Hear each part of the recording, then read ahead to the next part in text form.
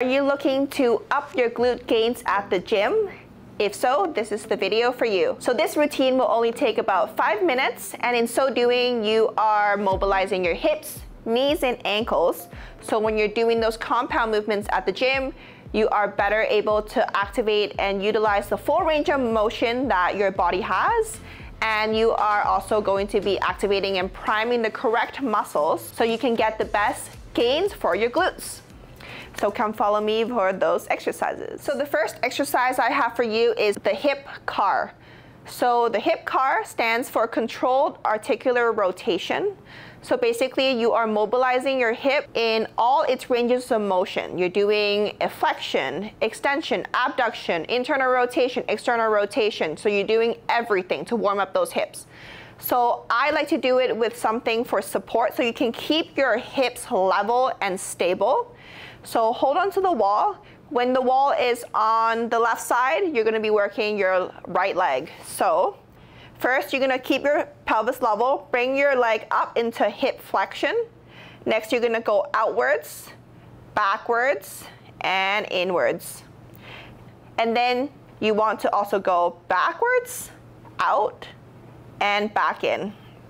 So I like to do both directions, one after the other. You want to go to the maximal range you can get each time you're doing this repetition. So when you're doing your exercises, make sure they're always intentional and you're getting that full range as much as you can. Okay, so that was one side. I'll do the other side as well. So have a look. Front and back.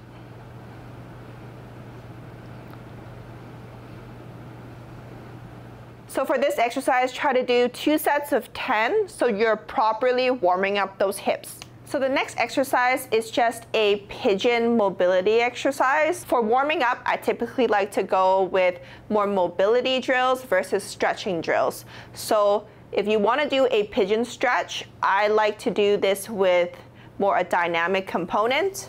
So keep your back leg extended like so, and you're just gonna do a figure 4, hands about here, and you want to just lean forward and back. Keep your back straight, lean forward and back, and you can play around with your angle of how you want to place your front leg, but you want to lean forward and back. Again, I like to do about just 2 sets of 10 each side. You're going to be really feeling that stretch and pull right here. So same thing, other side, hands stabilize, keep your back straight.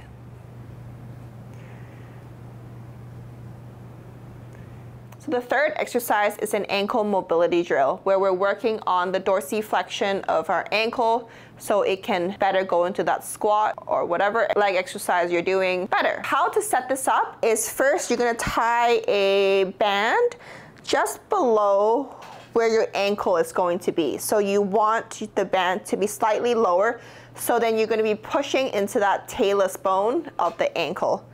So having it over here, what you're essentially doing is rocking back and forth while the band is pulling your ankle bone backwards to stabilize that ankle while you're trying to work on mobilizing your ankle dorsiflexion. So you want to keep your foot on the ground or bench or step that you have it on, and you're just going to be doing about 2 sets of 10.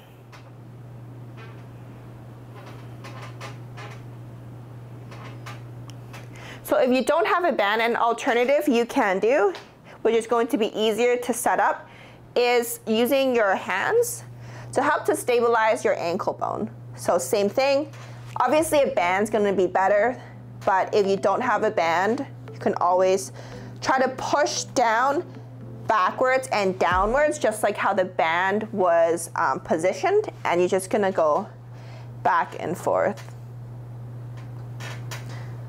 So now we're gonna go into the priming of your glutes. So to prime your glutes, glute bridges is a very common exercise that I like to just go to because it's super simple and most people have done it before. But what I found in clinical practice is a lot of people are actually not activating their glutes, even with the glute bridge, because they're just going with the movements without actually thinking about consciously connecting their mind to their muscle, so they're not actually firing their glutes properly.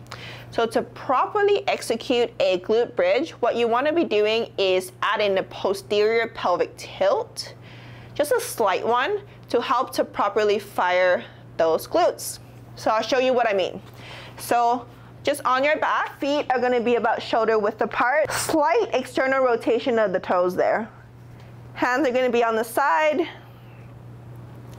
And what you want to first do is make sure that core is tight, activating your TA, your transversus abdominis, and you're going to do a slight pelvic tilt, tilting this way to flatten and decrease that space between your mat and the floor and your back. So a slight tilt like that, hands on the side and up.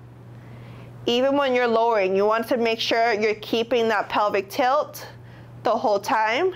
Breathe out, breathe in, breathe out, breathe in. And you want to make sure you're squeezing your glutes to come up. And when you're coming down, you're still using those hips to control that movement. So make sure you're doing that slight posterior pelvic tilt that I just talked about to better fire those glutes so you can get better gains at the gym. Another way that I like to prime my glutes is to do some open chain hip extensions or hip abductions. Because in hip extensions, you're going to primarily be activating your glute max, and hip abductions, you're primarily activating your glute medius. So I like to do both. So if you have time, try to do some hip extensions like so. And I like to turn my foot slightly externally rotating it and going at a kind of a 30-degree angle backwards. And you're activating your glute max. Do about 2 sets of 10. And then with your glute med, it's going to be a slight hip extension, and you're going laterally out to the side. And again, 2 sets of 10.